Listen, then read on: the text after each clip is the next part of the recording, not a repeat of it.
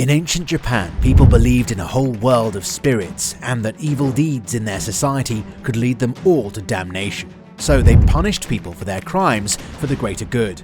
But there is nothing great or good about the terrible punishments that we're going to tell you about today. They hurt a lot.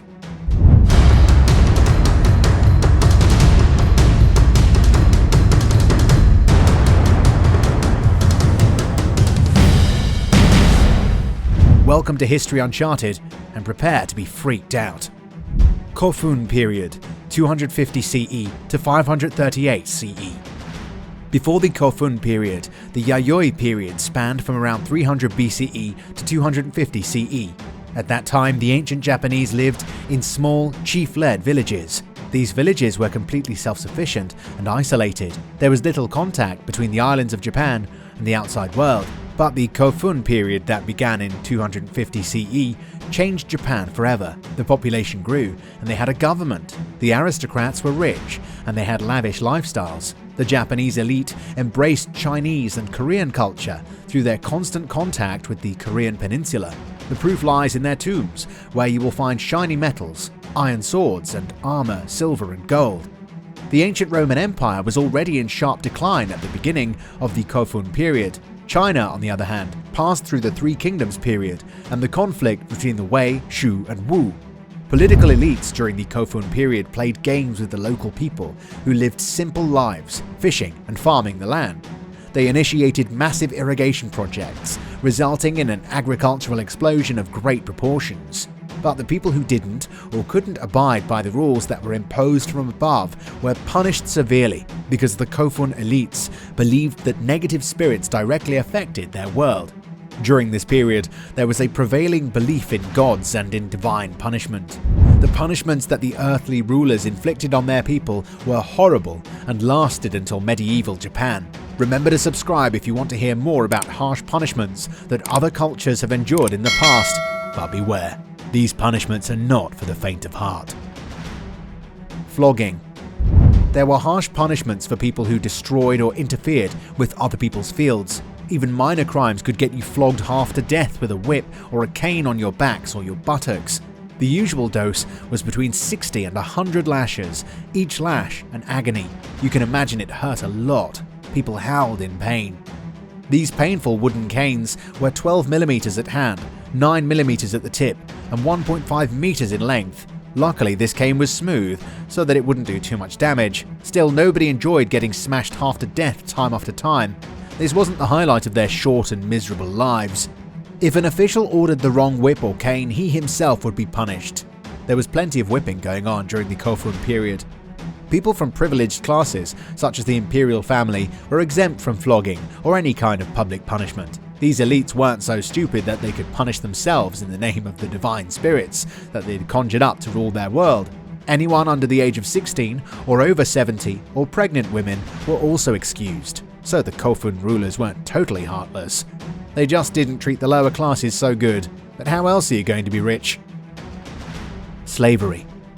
The Kofun people had slaves. Slaves, or seikos, were used to promote the political and social and material development of this society. Like all large societies at the time, slaves were an essential element in their prosperity. Enemies captured in war became their slaves. These slaves mainly labored on the farms. Others became house slaves. They didn't force children into slavery, but people sold themselves into slavery to pay off their debts. Better to be a slave at that time than to owe the rulers. Young girls and young boys were sold to pleasure houses to satisfy their carnal tastes.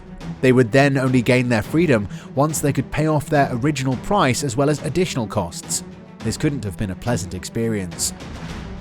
Imprisonment. Imprisonment has been used worldwide for over 3,000 years, and ancient Japan is no exception. Detention and forced labor were a common punishment. The usual prison sentence was 1 to 3 years, but a big crime such as producing counterfeit coins could get you life. Male prisoners had to build and clean. Females had to sew and polish rice. This was a little different from ancient Egyptians, who just threw their prisoners into dungeons. Banishment.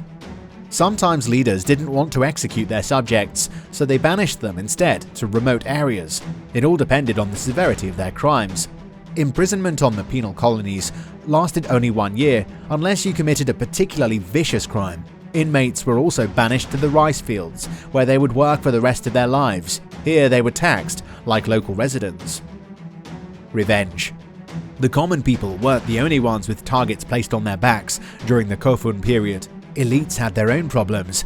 In 453 CE, Prince Kanashi no Karu, Emperor Ingyo's oldest son and heir, made some poor decisions. He fell in love with his half-sister and tried to seduce her. This was a huge scandal and unacceptable at court, so he lost his right to the throne.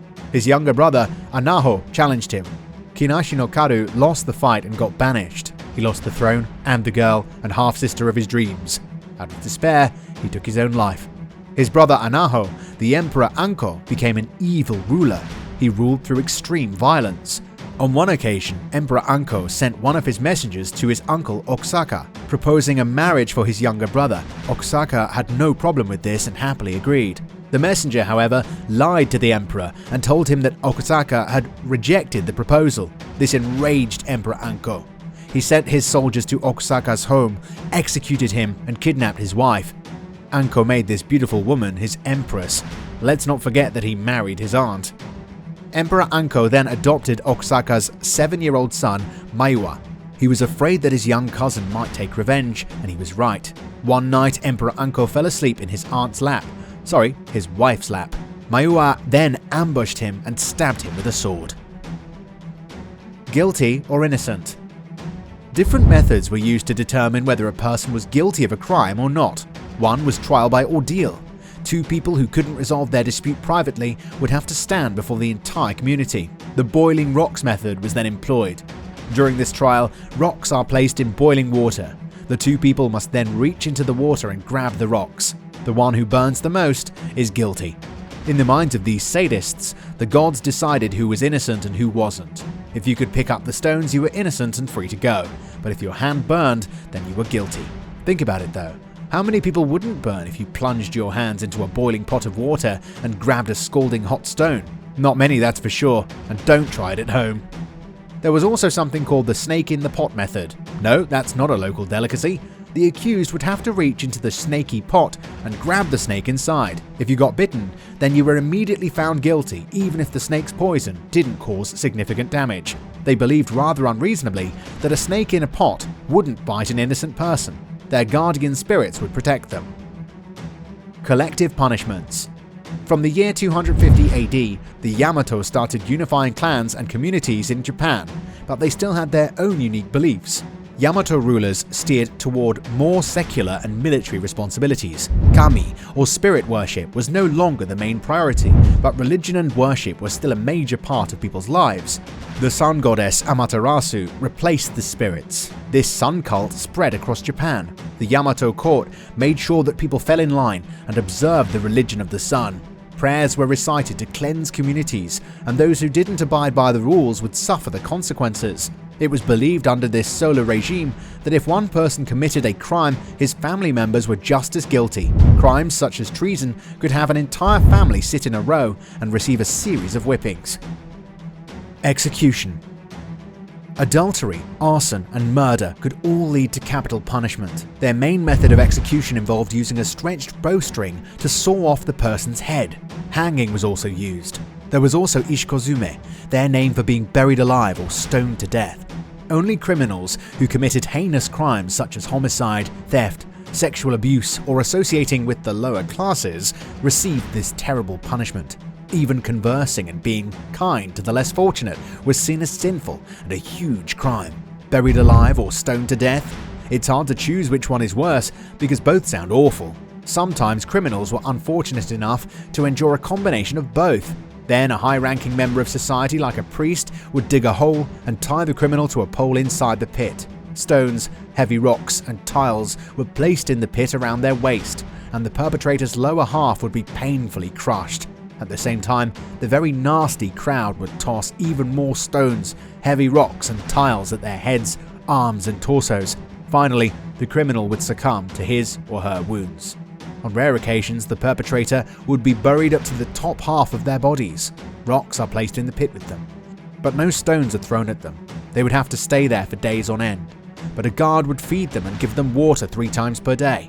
Later the guard would release them. However, not many or any survived this ordeal, and it was rare. This is because clans agreed on a system of justice that would punish criminals accordingly. All these horrible punishments that we've discussed today lasted from ancient times until the 1100s in Japan. That's hundreds of years. Better not to live at that time, and if you do, just don't get caught. This is History Uncharted. See you next time.